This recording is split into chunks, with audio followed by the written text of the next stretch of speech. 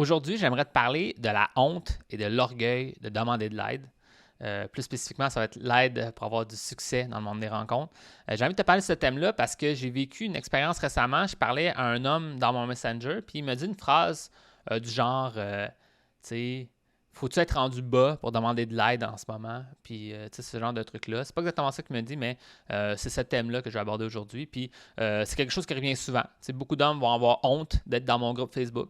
Ils vont demander est-ce que les gens peuvent voir, etc. Les gens vont avoir honte de me parler de leur situation. Les gens vont dire je suis pas rendu assez bas pour demander de l'aide. Là, souvent, disons que je proposerais une aide plus approfondie. Non, je suis pas rendu là, je suis pas rendu assez bas pour ça. Là, comme si c'était vraiment quelque chose que tu dois réussir par toi-même, le monde des rencontres, puis que tu devrais pas demander d'aide. C'est quelque chose que je vois souvent. Puis je veux t'en parler aujourd'hui, puis je vais essayer de déconstruire tout ça pour essayer de te faire voir les choses un peu différemment. Qu'est-ce que je vais amener, là, la première chose que je veux te parler, c'est comme si on avait une tendance dans la société de croire que le monde des rencontres, puis les interactions sociales aussi, là, mais le monde des rencontres relié aussi à l'aspect romantique, c'est comme si tu l'avais ou tu l'as pas. Mais c'est pas vrai, ça, que tu l'as ou que tu l'as pas. T'sais. Puis je vais te donner un peu un exemple. Disons quelqu'un qu'on considère comme un naturel, un gars vraiment bon au niveau social, vraiment bon avec les femmes. T'sais. Imagine cette personne-là que tu as dans ta tête, là, l'homme parfait au niveau des interactions avec les autres, des interactions avec les femmes. T'sais. Maintenant, cet homme-là, comment il s'est rendu là, selon toi? Est-ce que c'est qu'il l'avait dès le départ? D'une certaine façon, oui, il y a peut-être certains traits de personnalité qui fait qu'il y a plus de succès à certains niveaux. Il y a une meilleure empathie, une meilleure écoute, peut-être que moins grande gêne, parce que quelqu'un, par exemple, qui vit avec beaucoup d'anxiété, il va beaucoup se questionner sur plein de choses, puis il va surévaluer des situations, il va suranalyser, puis finalement, il ne va pas passer à l'action, puis lui, peut-être qu'il y a comme une naïveté qui se lance malgré tout, etc. Donc, il y a peut-être des traits de personnalité profonds en lui qui fait ça. Mais moi, je crois qu'un des facteurs les plus importants qui a fait que ce gars-là a du succès, cet homme-là a du succès dans ses rencontres, c'est son expérience de vie, puis tous les facteurs extérieurs qui lui ont permis de devenir cette personne-là. Donc, qu'est-ce que je veux dire par ça? C'est peut-être que cet homme-là est né dans une famille qu'il y avait peut-être 2 sœurs, 3 sœurs. Ensuite, qu'il a été élevé dans une famille qui l'aimait, puis où est-ce qu'il y a une belle vision des relations avec les autres. Parce que c'est sûr que, encore une fois, si tu es élevé dans une famille qui est dysfonctionnelle un peu, là, dans ce thème-là, je ne veux pas dire exactement, mais il peut arriver des choses que tu comprends mal certaines dynamiques sociales, certaines dynamiques romantiques parce que tu n'as pas eu de bons exemples. T'sais. Donc là, lui, il a des bons exemples de c'est quoi les dynamiques sociales, c'est quoi les dynamiques romantiques. Il est entouré de femmes. Ensuite, peut-être, il est populaire à l'école, il se fait des amis rapidement. Puis là, avec ces amis-là, tout le monde le rend de plus en plus populaire parce que vu qu'il est populaire, il est encore plus populaire. Ensuite, il est quand même sportif, puis il est encouragé là-dedans par ses parents. Puis il devient vraiment un athlète qui est populaire, puis qui vit plein d'expériences. Il se fait inviter à des choses, puis il y va, puis il se lance. Puis cette personne-là, là, à la fin, c'est parce qu'il l'avait. Est-ce que c'est parce qu'il l'avait ou c'est parce que c'est l'accumulation d'expériences de vie qui l'ont permis de l'avoir, entre guillemets? Fait que c'est vraiment ça que j'aimerais te poser comme chose, c'est que des fois, c'est comme s'il fallait être... C'est comme si on était des monolithes, il fallait qu'on soit fait comme ça, qu'on soit bon ou qu'on soit pas bon, puis qu'on accepte notre sort. Et moi, je ne crois pas que c'est vrai. Ça, c'est mon opinion, OK? Puis c'est à toi de voir. Mais en même temps, je crois qu'on est capable de surmonter plein de facteurs extérieurs qu'on a eus par le passé, puis peut-être même dans le présent, pour vraiment devenir la personne qu'on veut être. Donc, il y a une façon de changer des choses, changer la façon qu'on interagit avec les autres pour se rendre à avoir le succès qu'on mérite dans nos rencontres. Donc, tu sais, est-ce que c'est mal? Est-ce que c'est mal? Je pense pas que c'est mal. Donc là, je comprends pas pourquoi on se dit qu'on se rabaisse. Puis ça, je pense que c'est un des points que je peux t'amener aujourd'hui. Puis encore une fois, comme je te dis, j'ai pas pris de notes, là, donc je vais vraiment freestyle. Un des points que je réalise, c'est qu'un des problèmes des gens, c'est souvent un problème d'identité. Dans le fond, ils croient qu'ils représentent ça, donc ils doivent maintenir cette identité-là. Puis dans le fond, l'identité, c'est peut-être que j'en vaux pas la peine, je vais jamais réussir, etc. Puis si je fais ça, ben, ça veut dire que si je suis pas moi-même, si je fais ça, donc je le fais pas, etc. Donc ils veulent rester dans leur identité. C'est ça aussi, je pense, le problème de vouloir avoir du succès, plus de succès dans ces rencontres, ben, c'est d'accepter le fait que tu vas changer certains aspects de ton identité, dans le fond, parce que si tu es une personne qui a peu de confiance, ben, tu veux donner une personne confiante, ben, ça va challenger un peu ton identité. Aussi, une personne qui est capable de se lancer, capable de montrer son intérêt à une femme, qui est capable de faire certaines actions pour faire progresser les choses, que ce soit certains touchés, certains rapprochements, bien ça prend encore un effort à faire là, pour changer si c'est pas quelque chose que tu es habitué de faire. T'sais. Puis ça, est-ce que c'est mieux comprendre ces dynamiques-là?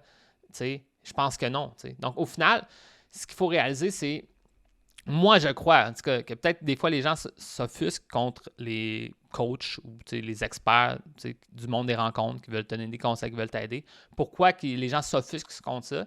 Parce que souvent, les gens qui font ça vont prétendre qu'ils ont des pistes de solutions.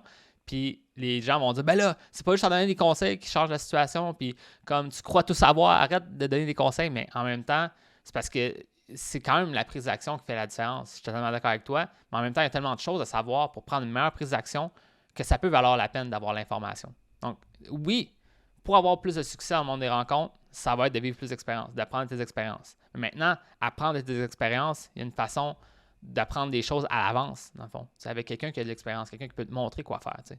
Est-ce que c'est se rabaisser, prendre l'expérience de quelqu'un d'autre pour t'aider dans quelque chose? Moi, je crois que non. T'sais. Je crois pas que c'est un problème en soi.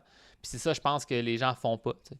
Donc, c'est comme tout le monde veut faire tout par soi-même, mais en même temps, il y a des gens qui s'ouvrent à t'aider puis vraiment utiliser l'expérience. Comme moi, par exemple, j'utilise ma propre expérience personnelle pour t'aider, pour montrer exactement ce que j'ai fait, comment je m'y pris, comment j'ai pu changer ma situation. Même, je prends même les expériences de mes clients. Tu sais, lui, il a fait ça, puis ça a marché pour lui dans tel ordre, à telle vitesse, il a pu avoir ces changements-là. Donc, tu t'inspires vraiment des expériences des autres pour vivre tes propres expériences. Puis, c'est-tu mal en soi, ça encore? Non. Fait que je comprends pas pourquoi c'est honteux, tu sais, vouloir avoir plus de succès dans le monde des rencontres. Parce qu'au final, je crois que les gens croient que c'est comme un avantage déloyal d'avoir de l'aide extérieure. Je comprends pas pourquoi. T'sais, c'est comme si tu voulais partir ta propre entreprise, puis tu voulais lire aucun livre sur ça, avoir aucune aide extérieure, puis tout partir par toi-même. Bien, dans le fond, tu réinventes la roue totalement, puis ça se peut que ça marche pas. Versus suivre quelqu'un qui est passé par là, qui veut te montrer les étapes quoi faire, puis que tu suis les étapes. Ça fait-tu du sens, ça, comme idée? Right? Mais pourquoi que dans le monde des rencontres, c'est pas applicable, ça? Je comprends pas. Fait que c'est un peu comme j'ai envie d'amener juste mon opinion aujourd'hui parce que ça me dérange pas, ça m'offusque pas quelqu'un qui dit « Ah, je suis pas rendu là, je vais pas me rabaisser à demander des conseils plus avancés, je peux me divertir un peu de tes conseils, mais ton aide, mais non, je n'ai pas besoin de tout ça, moi. » C'est correct, tu as le droit de faire ce que tu veux, là, mais en même temps, tout le monde peut s'améliorer. Puis moi, je crois que mon expérience peut aider à améliorer la vie de plusieurs hommes au niveau de leur rencontre. Maintenant, c'est à toi de voir ce que tu veux. Puis c'est juste que réalise si toi, tu as comme un blocage relié à ça, relié à ton ego, relié à je ne vais pas me rabaisser à faire ça. Puis c'est comme honteux de demander de l'aide. C'est pas honteux de demander de l'aide. Tu as eu des expériences de vie du passé, puis jusqu'à ton présent, qui ne t'ont pas mené où est-ce que tu veux être. Puis maintenant, tu veux faire des changements maintenant pour aller dans une autre voie dans ta vie. Encore une fois, c'est positif. Je ne vois pas comme ça comme quelque chose de négatif. Donc, j'essaierais de m'enlever de ça que c'est une honte de demander de l'aide ou que c'est comme l'orgueil d'homme. Moi, j'ai pas besoin d'aide, je suis capable par moi-même. OK, félicitations, tu es capable par toi-même, mais en même temps, il y a des gens qui peuvent t'aider à te rendre là plus rapidement. Puis la seule chose qu'on ne peut pas avoir dans la vie, c'est le temps. Donc parfois, si tu veux sauver du temps, demande d'aller à l'extérieur. C'est à toi de voir. Tu peux continuer par toi-même, vivre tes propres expériences, mais en même temps, il ne faut pas rabaisser le travail des autres juste parce qu'ils veulent aider les gens. C'est ça mon opinion. Donc, c'est ça. Fait que c'est juste une vidéo pour te parler de demander de l'aide si tu en as besoin. Moi, je vois beaucoup de gens qui suivent mes conseils, mais qui ne font pas le pas pour venir me parler. Pourtant, en 3 à 6 mois, ta situation sera totalement réglée, selon moi. Il y a des personnes que je sais qu'ils ont vraiment l'esprit d'analyse, ils ont l'intelligence, ils ont l'état d'esprit aussi, le genre de personnalité qui serait compatible avec mon aide. C'est sûr et certain qu'on ferait les étapes ensemble, on changerait ta situation, mais je ne vais pas me rabaisser à faire ça. OK? C'est toi qui décides au final.